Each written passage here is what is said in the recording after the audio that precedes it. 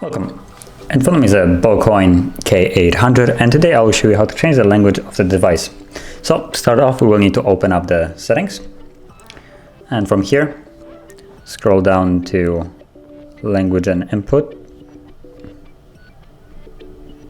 So right here, language and input, and then at the top you will have language, and choose your desired language from the list. So I'm just gonna change to United Kingdom, so I still can actually change it back because it's in English. And basically whenever you change it or select other language, it will automatically change. You don't need to do anything else. So that is basically how you change the language. Now, if you found this video helpful, don't forget to hit like, subscribe, and thanks for watching.